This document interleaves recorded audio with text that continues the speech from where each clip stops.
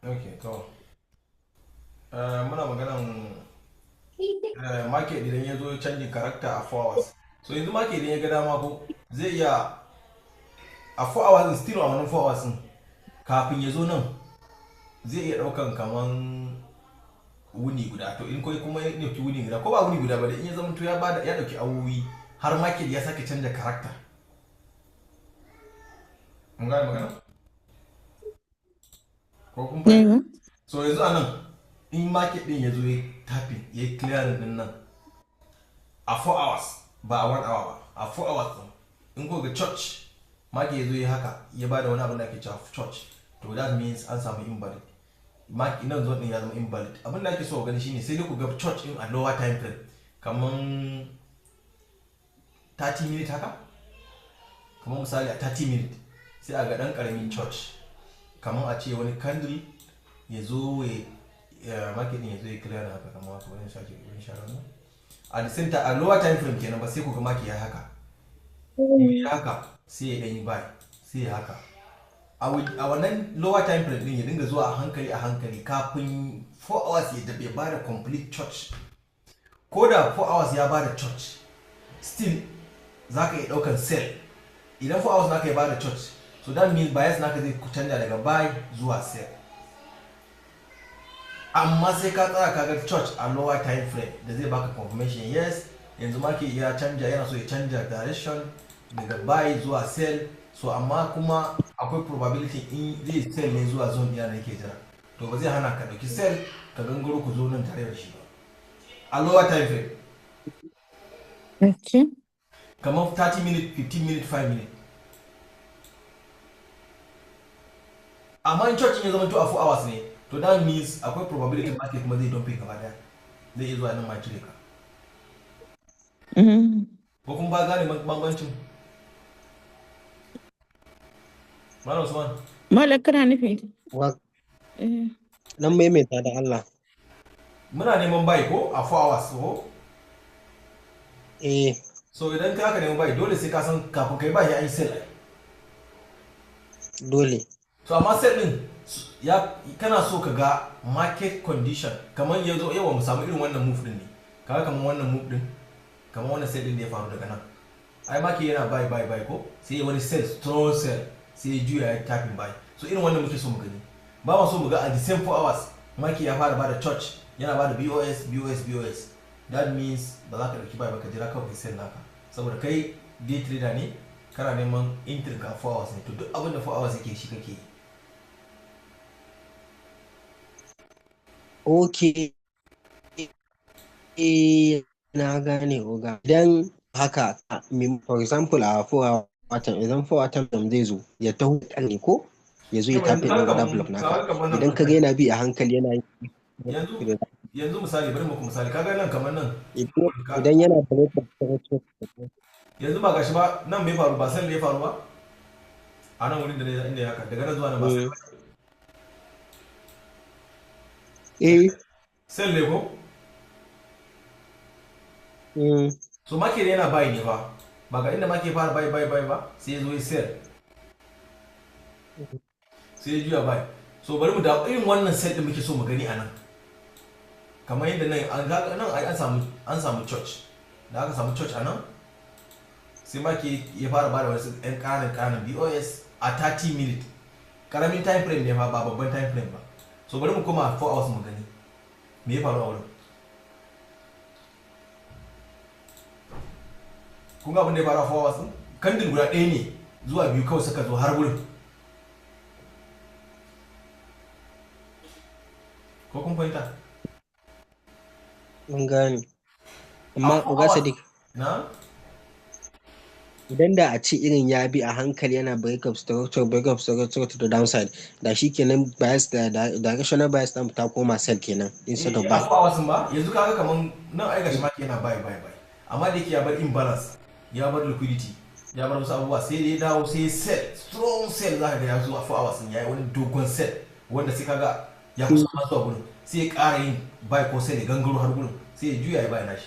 Amma idan ya zama to a 4 hours na market ya ci gaba da sell, so that means ai nan 4 hours church kawai aka samu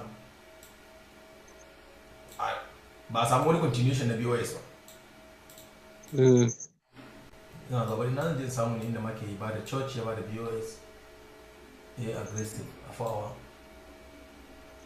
wanda zai zama to da rike market din yana da strong selling. So gawai da irin wannan sell din ya kamata mu gani.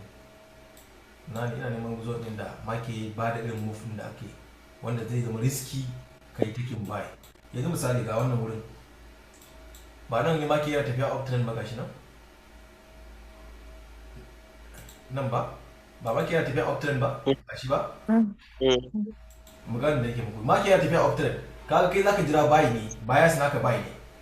So yanzu misali a kaddara babu wannan jan candle din in misali kasuwan daga nan kai lokacin da ka tashi da safe kaga kasuwan tana daidai saman nan in za ka yi buy naka idan ka bata ka yi buy ka tashi da safe kaga kasuwan tana daidai nan sama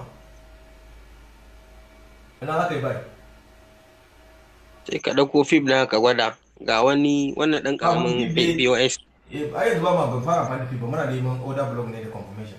So ga dai dan karamin order block ana dungu ga sunan dukkanin ba wani order block mai kirki mai kyau ina ga sai dai a ce ma wannan amma ko wannan an yi mitigating nashi da aka mitigating nashi in kun kula market din ya zo ya respecting nashi amma ya zo ya dumpe. So ga abinda ba a so a gani yanzu idan ya zama to a 4 hours kun ga wannan abin kamar haka church kun ga church a wannan 4 hours kamar anan din kenan anan kun ga church. So that means mutum ya ankare da buy market zai dumpe ko kun gane mamacin kullum ya zama to kawai da rashin naka 4 hours ne amma 4 hours din idan kana neman buy ka yadda market da ya sell amma ko zai sell kar ya sell sosai a 4 hours ya yi sell a 1 hour 30 minutes ko 15 minutes in a 4 hours ya yi dogon sell kuma ya baka change of character based on market structure to that means bias naka zai canja. Shi yasa na baku misali da wannan ai ga nan an misali kana neman buy wannan move din da ya faru ya baka church a nan sannan ya zo ya sake yin BOS so definitely kai hankali da buy. Okay. Misali kenan duk da dai ba da rashin din wannan sai mun koma daily ne zamu ga wannan condition. So ya bada church a nan sannan ya sake zuwa ya bada BOS so definitely the buy is risky. Although da yanzu anan ya zo ya juya amma dai irin wannan abin da ba mu so shine mu ga 4 hours ya ba mu change of character. Bari koma wurin idan yanzu candle safe Allah ya kai mu Monday in candle ya zo ya fito kamar haka bari mu share wannan idan candle ya fito ya haka ya fito zungure zogo haka mun ji ba laifi in yi set ke ne gangaro nan kaga kun ga an samu church a nan an samu church ya bada change of character kenan to an ji ba laifi to abinda ba a so shine a ga ya haka ya yi buy idan ya yi buy sai ya zo sake yin haka ya bada BOS kafin ma ya zo gurin kenan nan an samu church idan ya zo ya sake bani wani candle kuma ja to nan ya zama BOS break of structure. That means sai dai kawai mutum ya positioning kai shi ya jira kawai candle din ya haka sai ka koma ka dauko shi daga nan kai sell ko da za ka dauki buy nakan nan sai dai ka dan dauke shi kadan yanda zai zama to juya wanda zai yi ya dan motsa da kai kadan ne ka biyo sell.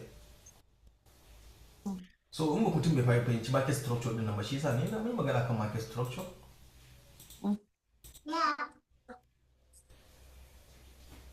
Ina ga gobe in Allah ya kai mu wanda ke wanda ko in ka son ta bude za mu ga me yawa irin structure ya bayar. Idan ku tuna mu duba mu gani. Idan ya ba mu church a 4 hours za mu ce to mun ji ba laifi church is normal. Kamar yanzu in gobe Allah ya kai mu ran wanda ya sauko kamar haka. Kan ga kandil daya biyu ne ya sauko wanda har ya zo ya clear mu ma so muke muga irin wannan kandil daya biyun kawai su zo daidai nan ya mu juya. Kamar kandil daya biyu haka ko uku ma amma kar su canza structure market kar su zo su fara yin haka in suka fara yin haka to ko kun gane magana akwai matsala malam zai market zai koma sell kenan ya amma in kan da daya biyu suka shigo suka yi tapping order block kamar yadda faruwa nan ai daga lokacin da market din ya fara set kan daya biyun nan su ne kawai suka dawo har gurin nan suka yi tafin din mutum suka juya bayan so abin da muke son mu gani that means ka samu church is normal but BOS ya sake baka confirmation market is selling. So a market structure dama akwai church akwai BOS. In market yana forming BOS. So that means market is strong. Ya zai tafi buy. Okay. Tambayar ka na ta dan ruda ko? Kuma Dauda. Moga.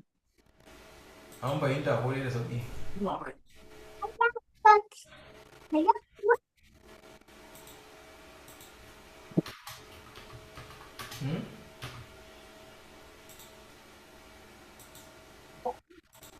To ku sake bari in duba bidiyo da muka yi magana kan market structure yanzu aka yana duba shi ne sai mu tura sai a sake duba market structure. Dole ma nan ga bidiyoyin za mu fara yin muna magana duk abin da aka karanta za mu rubuta ne aka yi a kansa.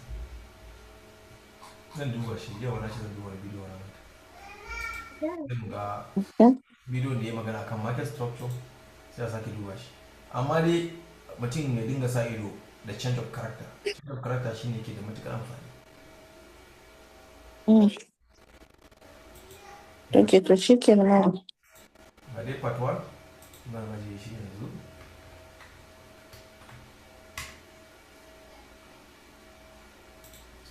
Wannan wanda aka yi ne ba na yau ne malam ko kuma? Na yau ne na je wanda ya wuce wanda muka gama yanzu nan. Okay. Foto din shi ne sai an kare ne. Yana da kyau mutum in an yi magana yanzu abin da in baka gane ba ko kai ma ka iya zuwa YouTube ka rubuta understanding market structure ko kuma market structure don za ka iya samun ƙarin bayani daga wasu wanda za su ƙarfafa ma ko kuma kai ta amfani da ChatGPT. Na sha magana dole idan a yi class za ka sake going back kai ma ka sake naka research. To idan ya zama to an yi class ka tashi ka wuce a samun bai samu ba class ɗin ka bar shi haka akai ba za a rike ba dole sai mutum yana rubutu kuma. Gaskiya. Ya kamata a ce mutum yana dan takarda da zai dinga dan jotin. Ni kwana biyu ne ma malam da ban jin daɗi na amma dama kana karatu ina rubuta ina joti.